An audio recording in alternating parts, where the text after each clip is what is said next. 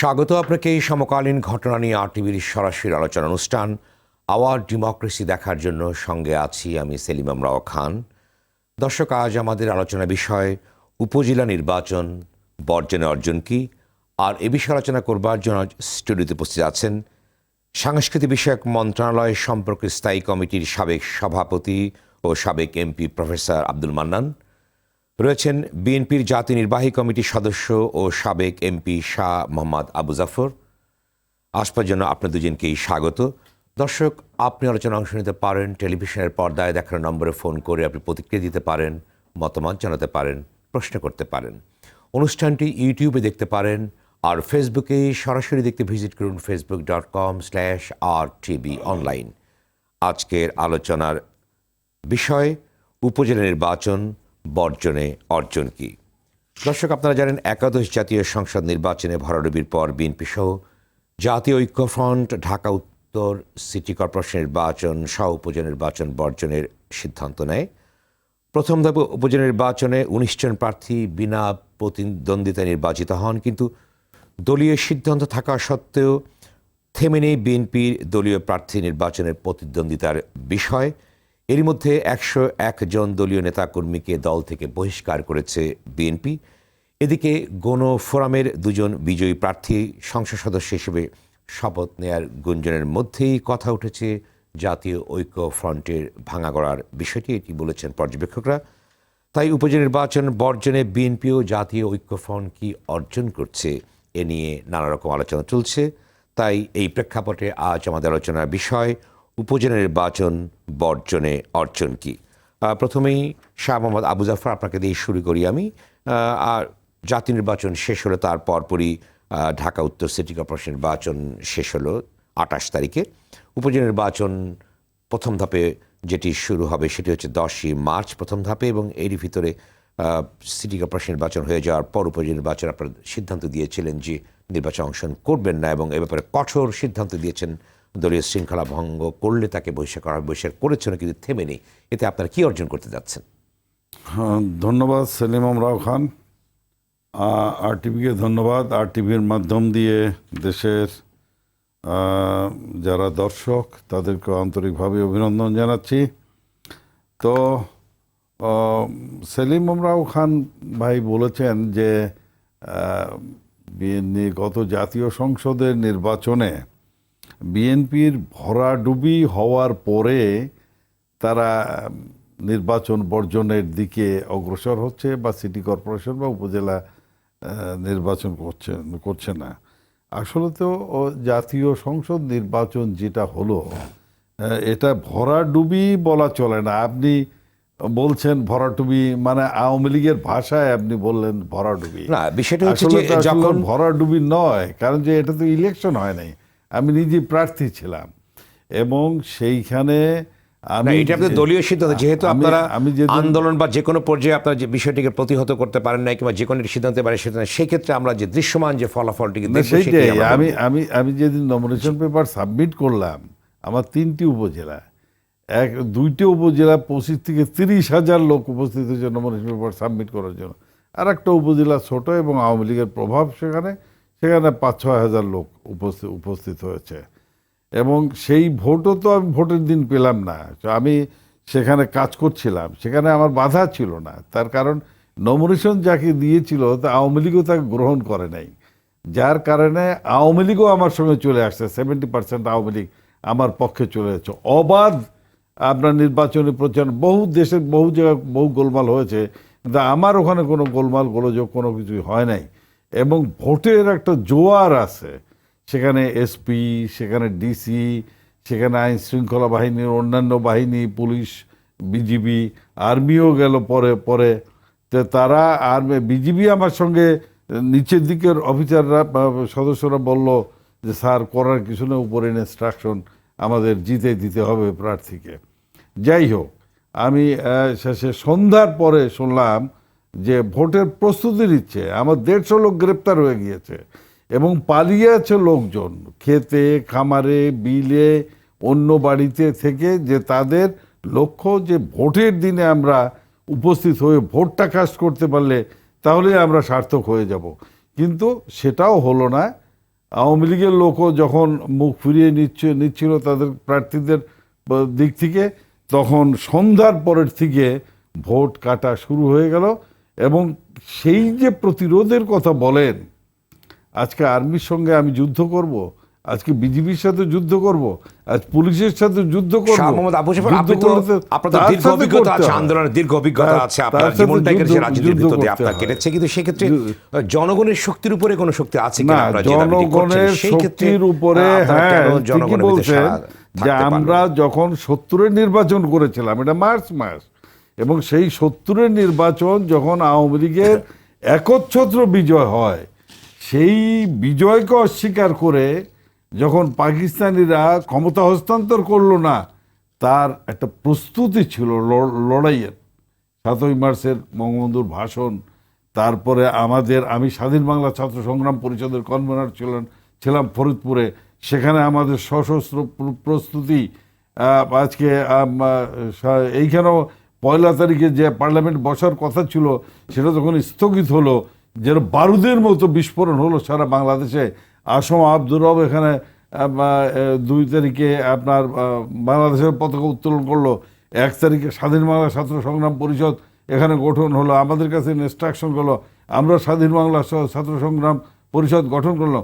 এবং সর্বপ্রথম মফস্বল ডিস্ট্রিক্টের ভিতর পাকিস্তানের পতাকা পুড়িয়ে আমরা ফরিদপুরে স্বাধীন বাংলার পতাকা উত্তোলন করলাম। এবং আরও একটা কথা শুনে আপনি খুশি হবেন, যে আমরা ডিসিএসপিকে বললাম যে বঙ্গবন্ধু বক্তৃতায় বলেছেন যে আর্মি ব্যারাকে ফিরে যেতে হবে, ফরিদপুরে আর্মি থাকতে পারবে না, তাহলে গোলমাল হবে। এবং আর্মি ক্যাম্পের পর আক্রমণ হলো। 17ই মার্চ আর্মি চলে গেল যশোর। 17ই মার্চ থেকে 21শে এপ্রিল পর্যন্ত আমরা ফরিদপুর স্বাধীন, ফরিদপুর মুক্ত। স্বাধীন বাংলা ছাত্র সংগ্রাম পরিষদ এবং পার্লামেন্টের মেম্বার যারা, তারা এবং গভর্নমেন্ট অফিসাররা তাদের নিয়ন্ত্রণ, তাদের হুকুমে সেখানে চলেছে। 21শে এপ্রিল জলপথ, স্থলপথ, আকাশপথে আক্রমণ করে ফরিদপুর আবার তারা নিয়ন্ত্রণ করে নেয়। সেদিন যে গণতন্ত্র তারা পাকিস্তানিরা অস্বীকৃতি জানিয়েছিল, গণতান্ত্রিক রায়কে উপেক্ষা করেছিল, তার জন্য লড়াই এবং তার জন্য একটা প্রস্তুতি ছিল। কিন্তু এবার নির্বাচন হবে, প্রধানমন্ত্রী বলতেছে শান্তিপূর্ণ নির্বাচন হবে, চিফ ইলেকশন কমিশন বলতেছে শান্তিপূর্ণ নির্বাচন হবে। এবং আমাদের সঙ্গে আলাপ হলো, আমরাও আস্থা অর্জন করেছিলাম যে বঙ্গবন্ধুর কন্যা বলতেছে কোনো অসুবিধা নাই, শান্তিপূর্ণ নির্বাচন হবে, এইখানে তো মারামারি কাটাকাটি করার প্রস্তুতির প্রয়োজন নাই।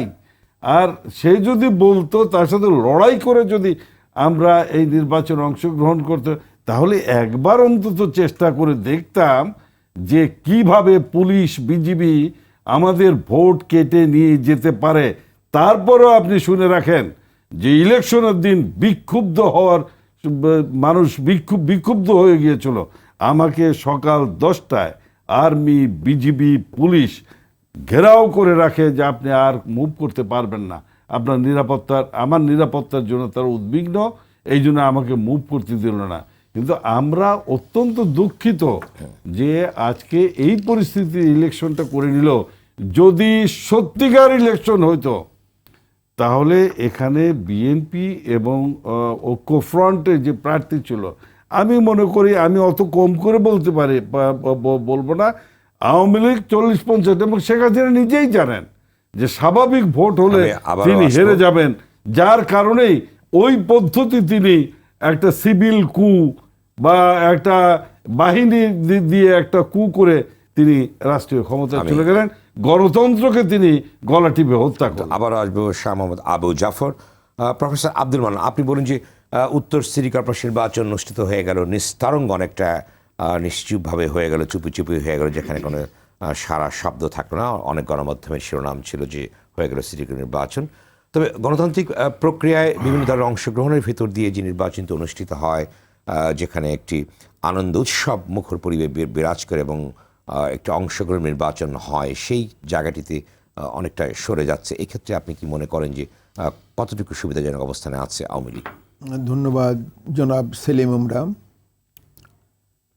অনুষ্ঠানের শুরুতেই আমাদের সাধারণ সম্পাদক, সেতুমন্ত্রী সড়ক পরিবহন মন্ত্রী জনাব ওবায়দুল কাদের খুবই অসুস্থ। তাকে আমাদের মহামান্য রাষ্ট্রপতি মাননীয় প্রধানমন্ত্রী হাসপাতালে দেখতে গেছিলেন, আমরাও গেছিলাম। আমি প্রধানমন্ত্রী দেশবাসীর কাছে তার রোগ মুক্তির জন্য দোয়া কামনা করেছেন, রোগ মুক্তির জন্য।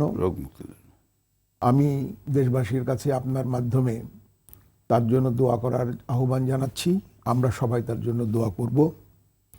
এই মাস অগ্নিগর্ভ মাস, মার্চ মাস।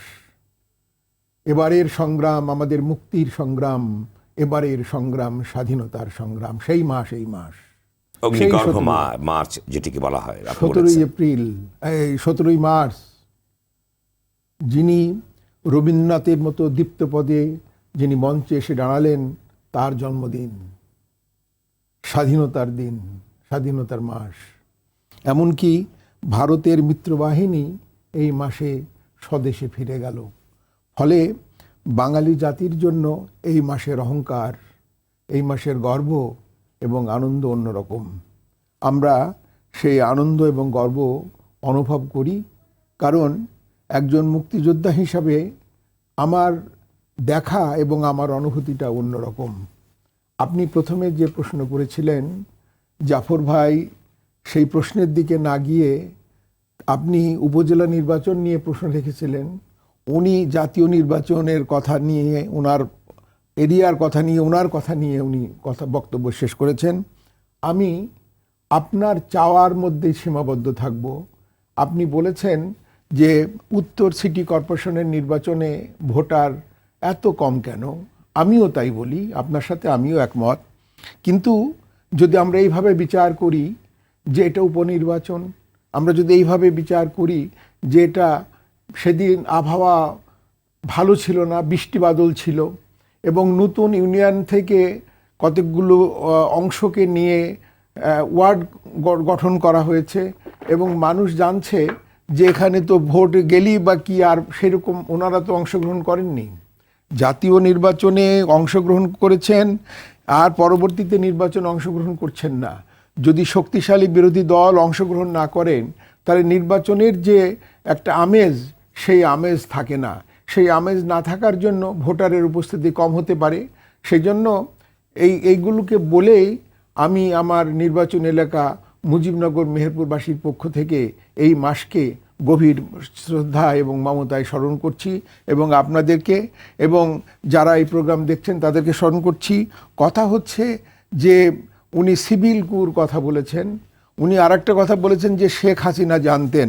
আমি জানি না, জাফর ভাই অনেক সিনিয়র মানুষ, রাজনীতিবিদ, উনি হাত দেখতে জানেন কি না। কারণ শেখ হাসিনা জানতেন, সেটা যদি একজন বিএনপির নেতা জানেন, তাহলে আমার কিছু বলার থাকে না, আমার অবস্থান থাকে না। ফলে শেখ হাসিনা যা জানতেন, শেখ হাসিনা তাই করেছেন।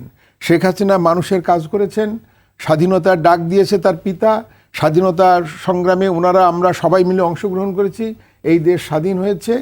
শেখ হাসিনা উন্নয়ন করছে, গণতন্ত্রকে সমৃদ্ধ করার জন্য চেষ্টা করছে, গণতন্ত্রের বিকাশ ঘটাবার জন্য চেষ্টা করছেন, সকল মানুষকে ইনভলভ করার চেষ্টা করছেন। দেশে এবং বিদেশে শেখ হাসিনা খ্যাতি অর্জন করেছেন, ব্যক্তি খ্যাতি এতই বেশি অর্জন করেছেন যে তাকে বিভিন্ন মিডিয়া তাকে বিভিন্ন নামে অভিষিক্ত করেছে। সেই কথাগুলো বলে এই লোক সবাই জানে, কারণ রোহিঙ্গাদের ব্যাপারে তাকে কি উপাধি দেওয়া হয়েছে, কৃষির উন্নয়নের জন্য তাকে কি উপাধি দেওয়া হয়েছে, গণতন্ত্রের নারিশমেন্টের জন্য তাকে কি উপাধি দেওয়া হয়েছে, সেগুলো সবাই জানেন। আমি বিস্তৃত এই গভীর রজনীতে আমি বিস্তৃত বলতে চাচ্ছি না। আমি শুধু বলছি যে ওনারা মানি না, মানব না, এই শব্দের মধ্যে নিজেদেরকে সীমাবদ্ধ রাখছেন। আমি জানি না এটা জাফর ভাইয়ের মনের কথা কি না। ওনার তো গণতন্ত্রের প্রতি ওনার তো আগ্রহ আছে, চর্চা করার প্রতি ওনার তো একটা আন্তরিকতা আছে। কি করে ওনারা নির্বাচন বর্জন করছে? আচ্ছা, যদি নির্বাচন বর্জন করেন তাহলে পরে ওনাদেরকে আন্দোলন করতে হবে। এত বড় একটা নির্বাচন ওনারা বললেন, আপনি বলাতে আপনাকে প্রোটেস্ট করে উনি বললেন যে এই ঘটনা ঘটেছে। কই একটা মিছিলও তো ওনারা বের করতে পারেননি, একটা মিছিলও তো ওনারা বের করেননি। আপনার নিশ্চয়ই মনে আছে, আপনি ছাত্র সংগ্রাম পরিষদের সঙ্গে যুক্ত ছিলেন, যে সেই সময় আইয়ুব খানের সেই প্রভাব প্রতিপত্তির প্রতিও উপেক্ষা করে আমরা সকলে মিলে আন্দোলন সংগ্রাম করেছি, রাজপথে নেমে এসেছি। কই আপনারা সেই রাজপথে আসা তো দূরের কথা, এমনকি আপনারা গণশুনানিতে উপস্থিত হলেন না। আপনারা ডাক দিলেন গণশুনানি হবে, গণশুনানিতে আপনাদের চেয়ারপারসনের যে 500 জন পদে আছেন তাদের মধ্যে 50 জনকেও তো পাওয়া গেল না। ফলে আপনারা আন্দোলনও করবেন না, ভোটও করবেন না, আবার আমাদের কথা শুধু আপনারা শুধু যদি বদনামই করতে থাকেন, তাহলে বদনাম করলে কি হবে জানেন? বদনামই থেকে যাবে, নাম আর কখন হবে না। এবং এই দেশের গণতান্ত্রিক চর্চায় শেখ হাসিনার যে জয়যাত্রা, শেখ হাসিনার যে কর্মপদ্ধতি, মানে যে সিটি নির্বাচন যে হয়ে গেল, যেটা নিরুত্তাপ এবং অনেক, আমি আগেই বলেছি নিস্তারঙ্গ যে হলো, এবং অনেকে ভোট দিতে উৎসাহ বোধ করেন, এই বিষয়টিকে আপনি কি? আমি আপনাকে প্রথমেই তো বলেছি, আমি তো প্রথমেই আপনাকে বললাম, আপনি ভুলে গেলেন কি করে? বলেছেন আবাহরকরণে বলেছেন যে কয়েকটি আপনি নানান রকম পারিপার্শ্বিকতার কথা আমি তো বলেছি। বাস্তবিক অর্থে আপনার পছন্দের সঙ্গে তো আমার পছন্দ নেই। আমি যা বলার ব্যাখ্যা, আমার পছন্দ না, যেটি আমি যা বলার তাই বলেছি, যেটা যথার্থ, যেটা সত্য সেটাই আমি বলেছি। ফলে এটাকে আপনি আনছেন কেন? আমি যা বলিনি সেই সম্পর্কে আপনার কোনো কথা থাকলে আপনি আমাকে বলুন, আমি বলবো। কারণ উত্তাপের মধ্যে কি, বৃষ্টির মধ্যে কি আগুন জ্বলে? ঝরঝর করে বৃষ্টি পড়ছে, আগুন জ্বলবে কি হবে? আপনি দেখুন কোন দেশে এটা তো সাধারণ নির্বাচন, উপনির্বাচনের সবকিছুই সেটা তো মূল কিছু না। ফলে মানুষের মধ্যে সেই টানটা, আকর্ষণটা তো থাকে না। উপনির্বাচন আপনাকে মনে রাখতে হবে, এটা নির্বাচন না, কত অল্প দিনের জন্য একটা লোককে একটা চেয়ারে বসানো হচ্ছে, উপনির্বাচন। ফলে এই উপনির্বাচন নিয়ে আপনার তো এত কষ্ট পাওয়ার কোনো কারণ নেই। আর বৃষ্টির মধ্যে আগুন জ্বললে তো আগুন নিভেই যাবে। বৃষ্টি তো পড়ছিল, আগুন জ্বলবে কি করে? ওখানে স্লোগান হবে কি করে? মানুষ যাবে কি করে? মানুষের এমন কাজ কি পড়লো যে উনি তো আসেনি, ফলে ওনারা সেখানে প্রার্থী দেননি, ফলে হবে কি করে? ওনাদের শক্তি আমাদের শক্তি মিলিতভাবে একটা চেষ্টা করলে পরে একটা কাজ হয়। ব্যাখ্যা আপনি দিয়েছেন, আসলে নানা রকম ব্যাখ্যা বিশ্লেষণ আমাদের উত্থাপন করতেই হয়, সেই জন্য আপনাকে প্রশ্নগুলো আমি করেছি। আমি আপনার কাছে আবারও আসবো। শাহ মোহাম্মদ আবু জাফর, আপনি বলুন যে আমরা একটু আবার উপজেলা নির্বাচন বা স্থানীয় নির্বাচনের দিকে শেষ করি। আপনি বলুন। আমার কথা হচ্ছে, যে কথাটা একবার আমি উচ্চারণ করেছি, যে হয় নির্বাচন করতে হবে, না হলে আন্দোলনে যেতে হবে। ওনারা রাজনীতি কিভাবে করছেন, আমার দায় আছে একটা। সেই দায়টা হচ্ছে, ওনারা নির্বাচনও করছে না, আন্দোলনও যাচ্ছে না, এই কথা বলার উদ্দেশ্য আমার অন্য জায়গায়। সেটা হলো, আমি গণতন্ত্রে বিশ্বাস করি এবং গণতন্ত্রের প্রথম ধাপ হচ্ছে শক্তিশালী বিরোধী দল। সেই শক্তিশালী বিরোধী দল নাই বলে ওনারা অন্তত শক্তিশালী বিরোধী দল হন, এই জন্যই ওনাদেরকে, এটা কোনো উপদেশ না, এটা কোনো প্রত্যাশা না। আমার গণতন্ত্রকে রক্ষা করবার জন্য, গণতন্ত্রের বিকাশ ঘটাবার জন্য শক্তিশালী বিরোধী দল দরকার। সেই বিরোধী দলটা পাওয়া যাচ্ছে না বলে গণতন্ত্রের যে কষ্ট, গণতন্ত্রের বিকাশের যে অসুবিধা হচ্ছে, সেই জন্য ওনাদেরকে এটা আমি বলতে চাচ্ছি। আর কোনো কারণ নাই। বলতে চেয়েছেন অবশ্যই ওনারা। ধন্যবাদ আপনাকে। আপনি বলেন, যেটি প্রফেসর আব্দুর রহমান বললেন, যে আপনার নির্বাচনে অংশগ্রহণ করছেন না, আন্দোলন সৃষ্টি করতে পারছেন না, এর কি ব্যাখ্যা আছে আপনার কাছে? যেহেতু আপনারা নির্বাচনকে বর্জন করেছেন, কিন্তু আপনার দলীয় নেতাকর্মীরা অংশগ্রহণ করছে, কোনোভাবেই তাদেরকে ফেরানো যাচ্ছে না। অন্যদিকে আন্দোলনের কথা বিভিন্ন সময় বলে আসছেন, জাতীয় নির্বাচনের আগে থেকেও আপনার নির্বাচনের কথা বলে আসছেন, কিন্তু সেখানে আন্দোলন সৃষ্টি করতে পারছেন না, এর ব্যাখ্যাটাই আপনাদের কি আছে? এটা মান্নান ভাই যেটা বলেছেন, সর্বশেষ যেটা বলেছেন, যে বিরোধী দল অংশগ্রহণ করে নাই বলেই অনেকগুলো উনি ব্যাখ্যা দিয়েছেন, যে এই কারণে উৎসাহ উদ্দীপনা ছিল না। কিন্তু সর্বশেষ উনি যেটা বলছে, যে বিরোধী দল তো অংশগ্রহণ। আমি একটা বাই ইলেকশন করেছিলাম 2003-05 সনে, যখন কাজী সিরাজ সাহেব আওয়ামী লীগ থেকে বিএনপি জয়েন করে, তখন তার মেম্বারশিপ চলে গেল, আমি বাই ইলেকশন করলাম। সেই বাই ইলেকশনে মূল ইলেকশনের চেয়েও বিশাল উৎসাহ উদ্দীপনা নিয়ে আমি বিএনপির প্রার্থী ছিলাম, এবং আওয়ামী লীগ মিলিয়ে একটা সম্মিলিতভাবে আরেকজন প্রার্থী ছিল। বিশাল প্রতিযোগিতা সেখানে হয়েছিল। তাহলে এই কথাটা মান্নান ভাই যেটা বললেন, এইটাই হলো আসল, যে বিএনপি নির্বাচনে অংশগ্রহণ করে নাই বলেই জনগণ ভোট দিতে কেন্দ্রে আসে নাই, বা সেই নির্বাচনে উত্তাপ সৃষ্টি হয় নাই। জনগণের ভিতর আগ্রহতে ভাটা লেগেছে, এবং তাদের ভিতর কোনো উৎসাহ উদ্দীপনা আগ্রহ কোনোটাই ছিল না যে ভোট দিয়ে কি হবে। কিন্তু প্রফেসর আব্দুল ভোট মোমেন একটা কথা যেটাই বলেছেন যে হয়েছে- গণতন্ত্রের বিকাশে আপনাদের যেটি বড় ধরনের একটি ভূমিকা আছে সেই বিষয়টিকে না, সেই accountability to the people, সেই বিষয়টিকে আপনি কিভাবে সেই দেখবেন? ভূমিকা রাখার জন্যই আমরা পার্লামেন্টে অংশগ্রহণ করেছিলাম। আমাদের দাবি ছিল তো কিন্তু আপনাদের তো আমাদের দাবি সংসদ ছিল প্রার্থীও কয়েকজন না, বিজয়ী হয়েছে, তারাও তো আমাদের দাবি শপথ ছিল নিচ্ছে না। যে তত্ত্বাবধায়ক সরকারের অধীনে নির্বাচন দিতে হবে। কিন্তু সেইখানে আমরা শেখ হাসিনার কথা শুনে বিশ্বাস করে আমরা এখানে নির্বাচন করতে গেলাম, কিন্তু দেখলাম যে তার কথা এবং কাজে কোনো মিল নেই এবং এখানে যে মানুষের গণতান্ত্রিক অধিকার সেখানে প্রয়োগ করতে পারলো না। এবং যেখানে একটা জাতীয় ইলেকশনে এত বড় ডাকাতি হয়ে গেল, মানুষ ভোট দিতে পারলো না এবং তারপরে মানুষ ভোটের প্রতি আস্থা নষ্ট হয়ে গেছে। এবং স্থানীয় সরকার নির্বাচনও তারা মনে করছে যে যারা নৌকা নিয়ে ইলেকশনে আসবে ওদের যে কোনোভাবে পুলিশ দিয়ে বা তাদের দলীয় মিলিটেন্ট বাহিনী দিয়ে তারা কেটেকুটি নিয়ে পাশ করে যাবে, এরকম একটা ধারণা। এবং এই সিটি কর্পোরেশনে যে অংশগ্রহণ করে নাই, যে ডেমোক্রেটিক অ্যাটমসফিয়ার, গণতান্ত্রিক পরিবেশ এখানে নাই। মানুষ যদি তার ভোটের অধিকার প্রয়োগ না করতে পারে তাহলে সেই ডেমোক্রেসি গণতান্ত্রিক যে চর্চা যেটা আপনি বলছেন, যেটা করার জন্য আমরা অগ্রসর হচ্ছি, আর এখান থেকে বলতে যে না ভোট দেওয়া লাগবে না, আমরা ভোট কাটিয়ে নিয়ে যাব, তাহলে মূলত আজ গণতন্ত্র যদি গণতান্ত্রিক চর্চা যদি করতে হয়, যারা গণতন্ত্রের টুটি টেপে ধরেছে, গলা টেপে ধরেছে, যারা যে কোনোভাবে মানুষের ভোটাধিকার খর্ব করে রাষ্ট্রীয় ক্ষমতায় থাকতে চায়, আবু সাহেব, একটি তাদেরকে ছোট্ট- রাষ্ট্রীয় ক্ষমতার থেকে না সরানো ছোট্ট একটি পর্যন্ত প্রশ্ন, আপনারা তত্ত্বাবধায়ক নেতারা যা সরকার ভাবেন, না আপনাদের আসা তৃণমূল কি তা পর্যন্ত। ভাবে কিনা, আপনারা নেতারা যা সিদ্ধান্ত নেন তৃণমূল সেই সিদ্ধান্ত পালন করি না? আপনি আমি আগে উল্লেখ করেছি যে আপনাদের দলীয় সিদ্ধান্ত ছিল এই নির্বাচনে অংশ নিলে তার বিরুদ্ধে কঠোর ব্যবস্থা নেওয়ার হুঁশিয়ারি দিয়েছিল দলটি। তারপর 101 জনকে আপনারা বহিষ্কার করেছেন। অনেকেই বলেছেন যে আপনারা উপর থেকে যে সিদ্ধান্ত নেন তৃণমূল তা ভাবে কিনা, তৃণমূল যা ভাবে আপনারা তা ভাবেন কিনা, সেই সাথে সম্পৃক্ত আছেন কিনা? না, যারা ইলেকশনে অংশগ্রহণ করেছে আমাদের দলের সিদ্ধান্তর বাইরে, তা আমাদের দলের সিদ্ধান্ত অনুযায়ী তাদেরকে ব্যবস্থা নিয়েছেন। ব্যবস্থা নিয়ে নেওয়া হয়েছে।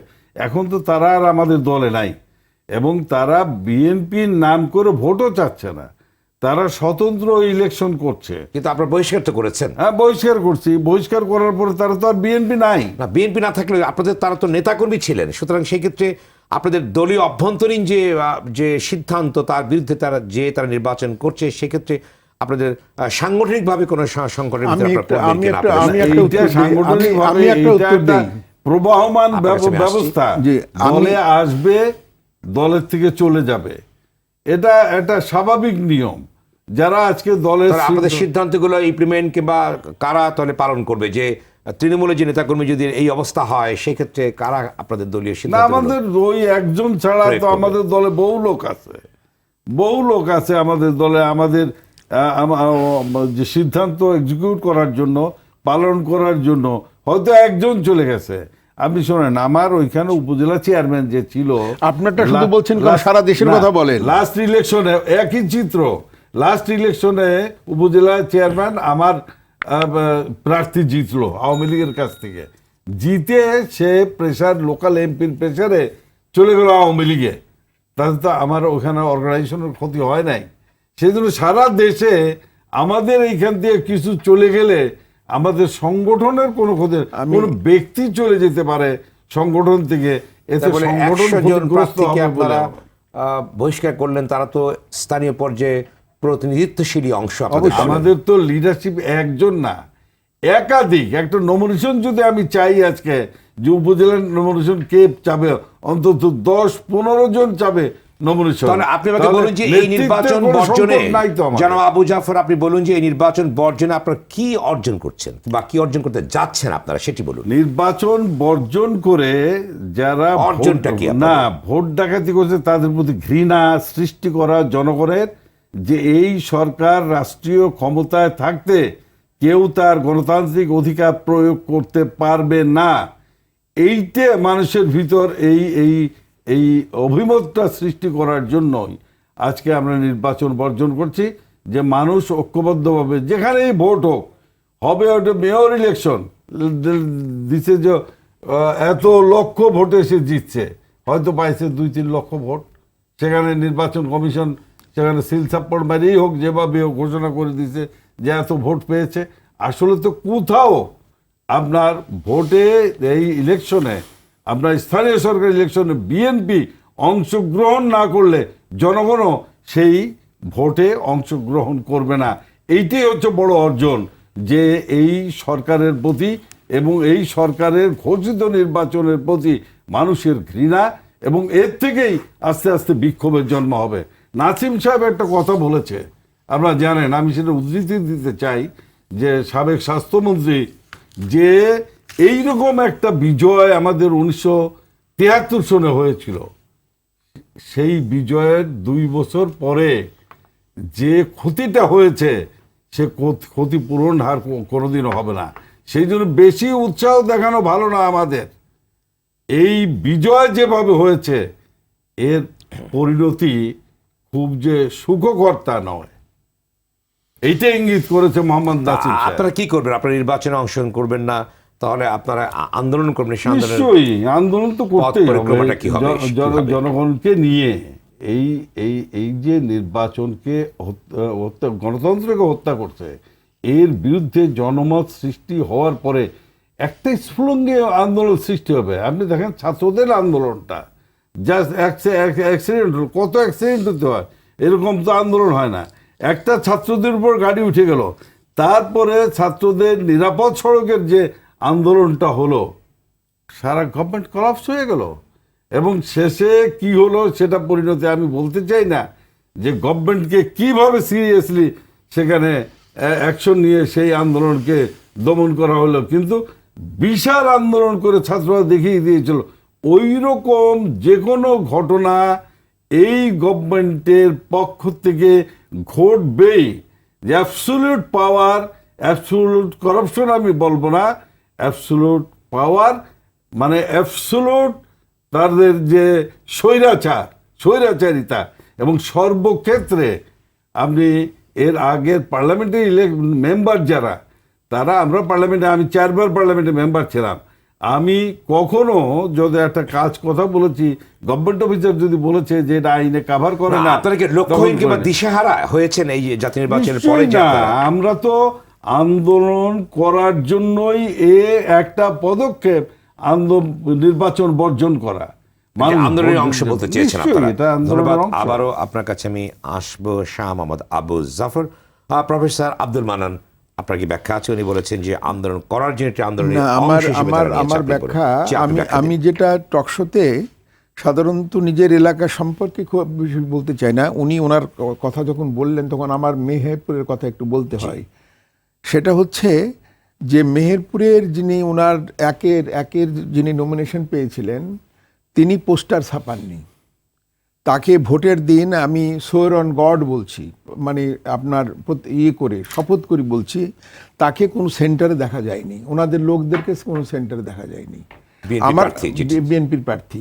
আমার কথা হচ্ছে যে ওনারা বেরুলে, মেহেরপুরের লোক তো বিএনপিও করছে, আওয়ামী লীগ করছে, জামাতও করছে, অন্য দলও করছে, তাহলে ওনাকে একটা অপমানের কথা বলতো, কেউ একটা ধাক্কা মারতো, তাহলে তো সেটা একটা খবর হতো।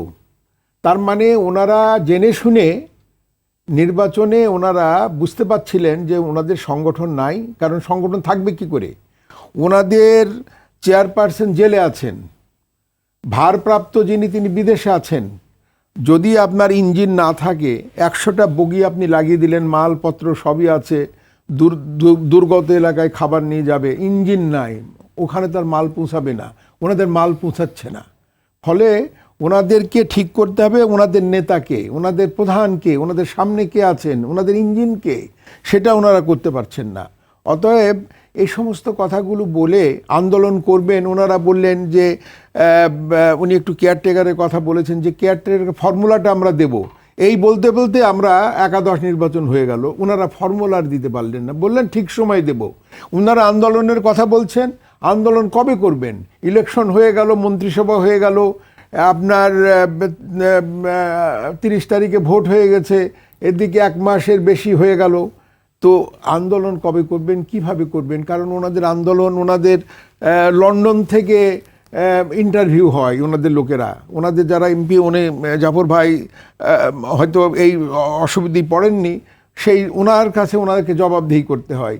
ওনাদের চেয়ারপারসনের বিশিষ্ট একজন মন্ত্রী ছিলেন, তিনি নমিনেশন না পায় তার লোকেরা, আপনার টেলিভিশনে সবাই দেখেছেন, চেয়ারপারসনের ঘর বাড়ি ভেঙে, চেয়ারপারসনের অফিস ভাঙে, ঘুষের, তারা অভিযোগ করে, ঘুষের অভিযোগ করে।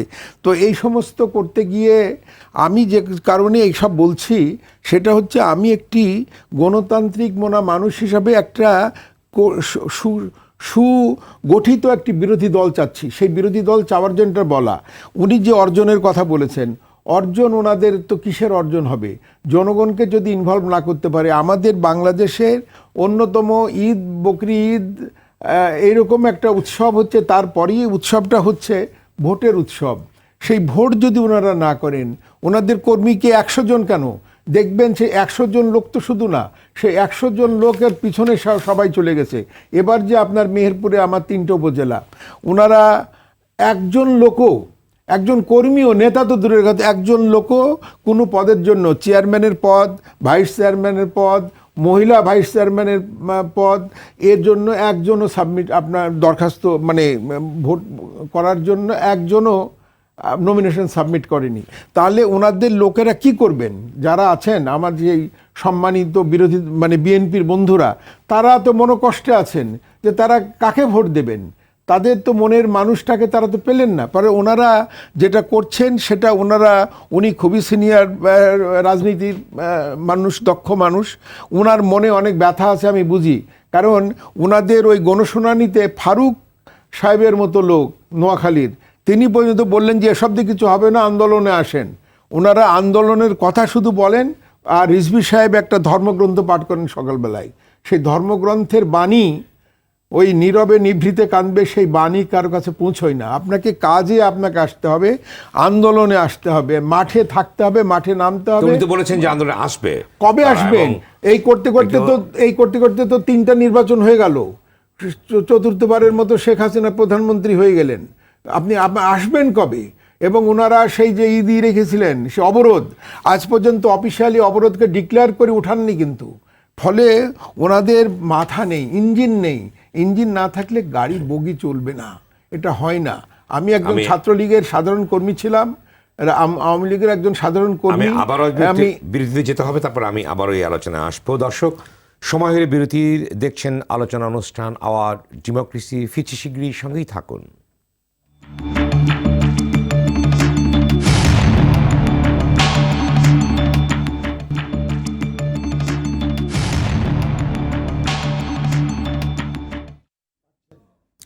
স্বাগত আরেকবার সমকালীন ঘটনা নিয়ে আরটিভির সরাসরি আলোচনা অনুষ্ঠান আওয়ার ডেমোক্রেসিতে। সঙ্গে আছি মিস সেলিম আমরাও খান।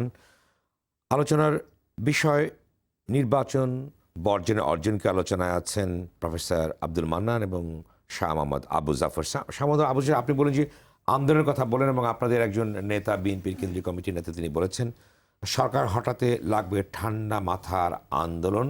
নেতাকর্মীদের ঠান্ডা মাথায় ধৈর্য ধরার পরামর্শ দিয়েছেন তিনি। এর ব্যাখ্যাটা কি আছে? ঠান্ডা মাথায় কীভাবে আন্দোলন করবেন? না, প্রথম কথা হলো যে আমার মান্নান ভাই যেটা বলেছেন যে ওনাদের তো ইঞ্জিন নাই, গাড়ি চলবে কিভাবে, অর্থাৎ নেতা নাই। নেতা একজন জেলে আর একজন হচ্ছে লন্ডনে, তাহলে গাড়ি চলবে কিভাবে? আসলে আওয়ামী লীগের মূল লিডারশিপ যখন সৈয়দভা মুভমেন্ট, তার পরবর্তী টাইমে যে সমস্ত মুভমেন্ট, শেখ সাহেব তো ম্যাক্সিমাম টাইমে জেলে ছিলেন।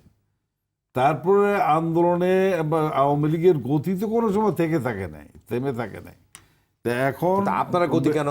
না, আমাদের গতিশীল করতে পারছেন না। আমাদের গতি থেমে নাই, আমরা একটু স্লো, আমাদের কাজকর্ম চলছে। দ্বিতীয়ত এখন আপনি জানেন সেলিম ভাই, যেভাবে অর্ডার দেওয়া হয়েছে, সশস্ত্র বিপ্লব ছাড়া মনে হয় যে আর কোনো পথ নাই। কারণ যে রাস্তায় নামলেই গুলি করে দিচ্ছে, এবং আগে তো ম্যাজিস্ট্রেটের পাওয়ার অর্ডার নিয়ে তারপর গুলি করতে হতো, গুলি করলে পায়ের নিচে গুলি করতে হতো। এখন পুলিশের অর্ডার হচ্ছে বুকে গুলি করে দিবে। তাহলে এখন আমাদের মনে হয় যে সশস্ত্র বিপ্লব ছাড়া সরকার পরিবর্তনের কোনো পথ নাই বা অন্য কোনো মেকানিজমে এটা করতে হবে। মাছ মুভমেন্ট করতে গেলেই তারা মানে যে অকাতরে গুলি চালাচ্ছে, এইটি যে কোনো এখন আমাদের তৈরি হতে হচ্ছে রক্ত দেওয়ার জন্য। আমরা কোনো সশস্ত্র বিপ্লবের লাইনে আমরা যাব না, আমরা ডেমোক্রেটিক পার্টি, এবং আমরা মাছ মুভমেন্টে যত রক্ত দেওয়া লাগুক তত রক্ত দিব, কিন্তু এই দেশের মানুষের গণতান্ত্রিক অধিকার যাতে ফিরিয়ে আনা যায় সেই ব্যবস্থা করতে হবে, এবং তাতে একটু সময় লাগতে পারে। আর একটা জিনিস আপনি বলেন যে আপনাদের কিসের আন্দোলন, আন্দোলন তো দেখি না।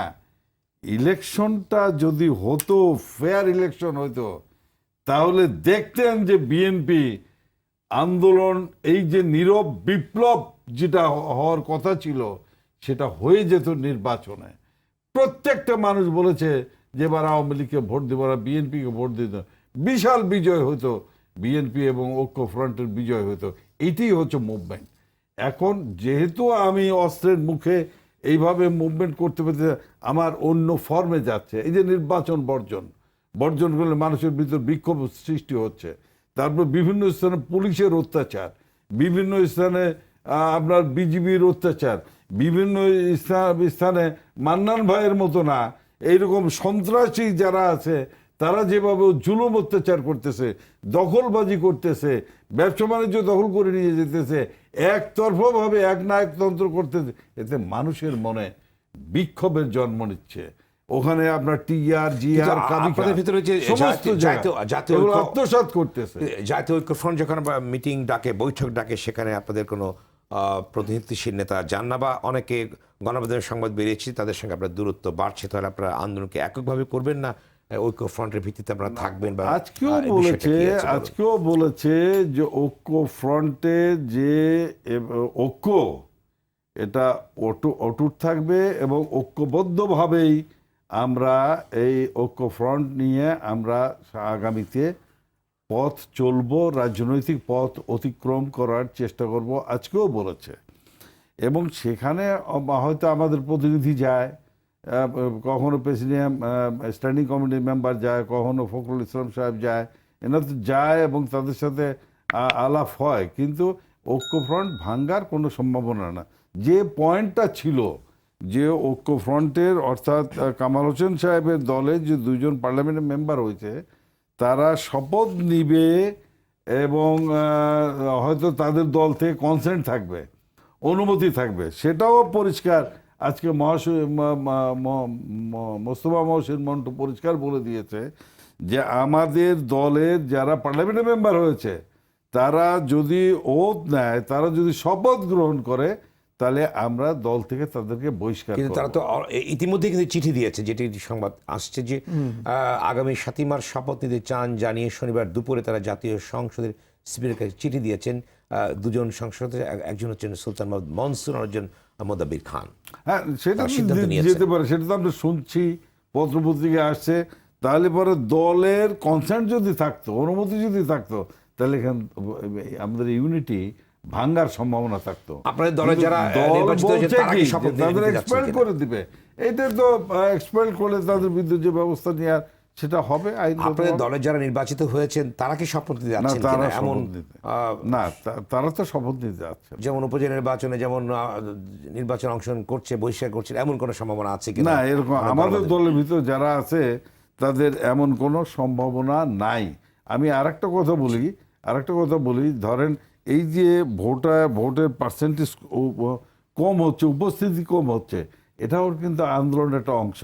সিইসির থেকে বলা হচ্ছে, সচিব সাহেব বলল 50% ভোট এখানে কাস্ট হবে, তারপর দেখা গেল 30% ভোট এখানে কাস্ট হবে, 70% ভোট এখানে কাস্ট হয় নাই। তাহলে এই যে 30%, এই 30% ভিতর 20% সিল মারি নিছে।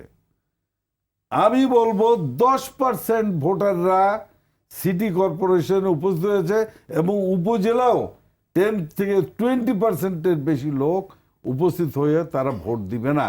অর্থাৎ এইটাই হচ্ছে বিক্ষোভ, তারা জন্ম, এটা আন্দোলন, এবং এইখানে বিক্ষোভের সৃষ্টি হবে এবং আন্দোলনে সৃষ্টি হবে এবং এবার আন্দোলন হবে গ্রাম থেকে আন্দোলন হবে।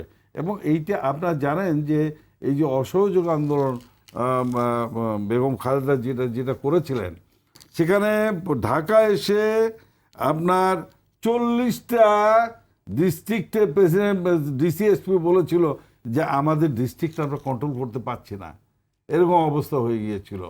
এবং তারপরে যখন তারা আমরা ঢাকায় ডাক দিলাম তাদের, ঢাকায় আসার পরে এখানে যে পুলিশি অ্যাকশনটা হলো, এইটাই আমাদের একটা ব্যর্থতা, সেটা আমরা মোকাবেলা করতে পারি নাই। এটি হলো বাস্তব কথা। সেই আন্দোলন, ওই ধরনের আন্দোলন আবার গড়ে তোলার চেষ্টা হচ্ছে। আমাদের সংগঠনগুলো আবার আমরা রিঅর্গানাইজ করছি, ছাত্র, যুবক, কৃষক, শ্রমিক, সমস্ত সংগঠন এবং যারা সাহসী গত 10 বছরে আপনাদের সেই অনেক এনার্জিকে হারিয়ে গেছেন। অনেকে বলেছেন যে আপনাদের সেই সাংগঠনিক অনেকটা ক্ষতিগ্রস্ত হয়েছে, আর নেতাকর্মীদের মানসিক বল ক্ষতিগ্রস্ত হচ্ছে, অনেকে বলবার চেষ্টা করেছেন। সেই ক্ষেত্রে আবার একটা বড় আন্দোলনকে গড়ে তোলার সক্ষম আছেন কিনা? পলিটিক্যাল পার্টি তো ফিনিক্স পাখির মতো, কেউ যদি মনোবল হারায় যায় ও পিছনে চলে যাবে, সেই মনোবল নিয়ে আগায় আসার মতো এখানে প্রচুর লোক আছে, তারা সামনে চলে আসবে। অতএব এখানে আমি মনে করি না যে আমাদের দলের কর্মীদের মনোবল, কিছু ব্যক্তিগতভাবে কিছু লোক হয়তো পিছিয়ে যেতে পারে, ভয় পেতে পারে, কিন্তু এখানে জীবন দেওয়ার মতো লোক আছে। আপনি জানেন যে যখন নমিনেশন পেপার বিক্রি হচ্ছিল বিএনপি অফিসের সামনে, তখন হাজার হাজার লোকজন সেখানে সমবেত হলো। পরের দিন সিটি কর্পোরেশন ইলেকশন কমিশন বলল এত লোক এখানে উপস্থিত হতে পারবে না, এখানে বাধা দিতে হবে। পুলিশ গেল, পুলিশ বাধা দিল যে এত লোক এখানে আসতে হবে। সেখানে সাধারণ মানুষ খালি হাতে বললো যে না, আমরা এখানে মনোনয়ন কিনতে আসছি, আমাদের নেতারা আসছে, তাদের সাথে এসে এখানে বাধা দিতে পারে না। সেখানে পুলিশ টিয়ার গ্যাস ছাড়লো, লাঠি পিটা হলো, এবং সেখানে দেখেছেন যে বোতাম খুলে দিয়েছে, বক্ষ উন্মুক্ত করে দিয়েছে, আপনার দরকার হলে গুলি করেন, কিন্তু আমরা পিছপা হাঁটু না। অর্থাৎ গুলি খেয়ে রক্ত দিয়ে দলকে রক্ষা করার মতো হাজার হাজার লোক আছে বিএনপিতে। ধন্যবাদ। আবার আসবা আপনার কাছে প্রফেসর আব্দুল মান্নান। আপনি বলেন যে যিনি বলেছেন আমি একটি কথায় একটু কষ্ট পেয়েছি, কষ্টটা ওনারও হওয়া উচিত, কারণ বঙ্গবন্ধুর সঙ্গে কারোর তুলনা করা চলে না। আমাদের দেশে যারা রাজনীতি করেছেন, বঙ্গবন্ধু জেলে ছিলেন, আওয়ামী লীগ চলেছে, আমিনা বেগম বাতি জ্বালিয়েছেন, এ কথা সত্য, কিন্তু বঙ্গবন্ধু দেশে ছিলেন, জেলে থাকলেও দেশে ছিলেন। বঙ্গমাতা ছিলেন, বঙ্গবন্ধুর স্ত্রী ফজিলাতুন্নেছা মুজিব, উনিও অস্বীকার করতে পারবেন না, উনিও তার কাছ থেকে আপনিও ঋণী তার কাছে নানানভাবে। এবং আমাদের নেতারা ছিলেন, 4 নেতা তার মধ্যে জেলে তো হত্যা হলো, নেতারা ছিলেন ওনারা, আর ওনাদের নেতা একজন জেলে আর একজন লন্ডনে। ফলে জেলে কেউ তো নাই, তো ওনাদের তো কেউ নেই। অতএব বঙ্গবন্ধুর সঙ্গে এটা তুলনা করা চলে না। আর একটা হচ্ছে যে ফেয়ার ইলেকশন, এটা ওনাদেরকে ঘরে কেউ ফেয়ার ইলেকশন দিয়ে আসবে? ইলেকশন তো আদায় করে নিতে হবে। ওনারা তো বলেছিলেন যে ভোট কেন্দ্রগুলো ভোট থেকে পাহারা দেবেন। কোথায় পাহারা? লোকই নাই, তো পাহারা দিবে কি? সেটা তো হলো না। তারপরে আর একটা কথা জাফর ভাই বললেন যে ওনাদের ঐক্য অটুট থাকবে। কামাল হোসেন সাহেব বললেন যে যদি জামাতকে ধানের শীষ দেবে জানতাম, তাহলে পারে আমি একসঙ্গে আসতাম না। এই কথা উনি বলেছেন, এ কথা সবাই শুনেছেন। এটা উনি সত্য বলেছেন কিনা আমার ধারণা কম, কারণ একটা রিক্সাওয়ালা পর্যন্ত জানে যে বিএনপি জামাতকে বাদ দিতে পারবে না। জামাতকে, কামাল হোসেন সাহেবকে বাদ দিতে পারে, কিন্তু জামাতকে বাদ দেবে না। এবং সেই জন্য ধানের শীষ তারা তো জামাতকে দিয়েছেন। এবং যে দুজন, একজন ধানের শীষ এবং একজন কি যেন এদের গণফোরামের প্রতীক কি, গণফোরামের প্রতীক, জাতীয় প্রতীক কি? সূর্য। একজন ধানের শীষ আর একজন সূর্য নিয়ে সুলতান মনসুর এবং মোদাব্বের, এর দুজন পাশ করেছেন। এই প্রথম আইবুড়ো নাম ঘোষল আপনার গণফোরামের। এই প্রথম গণফোরাম থেকে কেউ দুজন নেতা, দুজন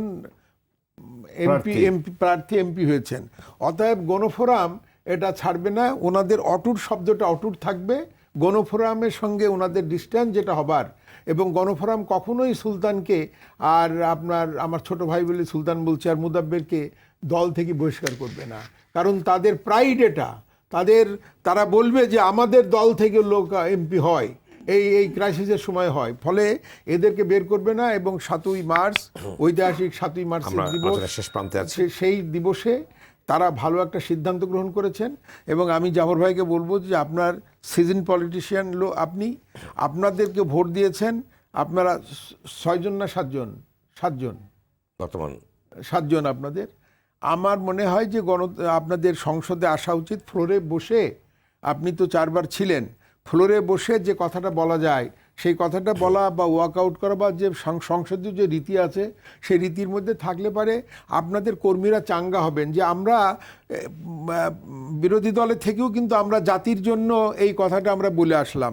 এখন আপনাদের কথা আপনারা মিটিংও করতে পারবেন না, রিজভী সাহেব ধর্মগ্রন্থ পাঠ ছাড়া, ফলে ওতে কোনো লাভ হবে না। সেজন্য আমি সংসদে যাওয়া দরকার সকলের সংসদে যাবে। আপনি 30 সেকেন্ডে বলুন আপনার যদি কোনো বক্তব্য থাকে। না, আমি মান্নান ভাইকে বলবো যে এই জায়গা থেকে, এই টক শো থেকে ফিরে গিয়ে উনি ওনার নেত্রীর সঙ্গে দেখা করে বলুক যে আমার এটা প্রস্তাব, দেশের স্বার্থে, জনগণের স্বার্থে, গণতন্ত্রের স্বার্থে একটি সুষ্ঠু নির্বাচনের ব্যবস্থা যেন ওনারা করেন, ওনার নেত্রী করেন, তাহলে দেশটা একটা রক্তক্ষয়ী সংগ্রামের হাত থেকে বেঁচে যাবে এবং দেশের গণতন্ত্র পুনর্জীবিত হলে আপনারা সেই প্রস্তুতি নিচ্ছেন, আন্দোলনের প্রস্তুতি নিচ্ছেন, যেটি বলেছেন রক্তক্ষয় করেন না, আর যাই করেন ঠান্ডা মাথায় রক্তক্ষয় করেন না, যে বক্তব্য দিয়েছেন। হ্যাঁ, কিন্তু রক্তক্ষয়ী বলা না, রক্তক্ষয়ী মানে আপনারা গুলি করবেন, আমরা গুলি করব না কাউকে। তাই তো বাংলার মানুষকে বঙ্গবন্ধু দল গুলি করে না। যে গণতন্ত্র, বঙ্গবন্ধু দল কখনো বাংলার মানুষকে গুলি করে না। তার জন্য একটা পুনর্নির্বাচনের ব্যবস্থা ওনারা করবেন, এইটাই ওনার মাধ্যমে ওনার নেত্রীর কাছে আমার অনুরোধ রইল। ধন্যবাদ শাহ মোহাম্মদ আবু জাফর, ধন্যবাদ প্রফেসর আব্দুল মান্নান সময় দেওয়ার জন্য, ধন্যবাদ আপনাদের সবাইকে আলোচনা অংশ নেওয়ার জন্য। দর্শক, আপনারা যারা টেলিভিশনের পর্দা এবং ফেসবুক আলোচনা শুনছেন, আপনাদেরকে ধন্যবাদ জানিয়ে রাখি। আওয়ার ডেমোক্রেসি অনুষ্ঠানটি সপ্তাহের শনি এবং রবিবার সম্প্রচার হয়। দেখার আমন্ত্রণ। সবাই ভালো থাকুন, সুস্থ থাকুন, নিরাপদে থাকুন।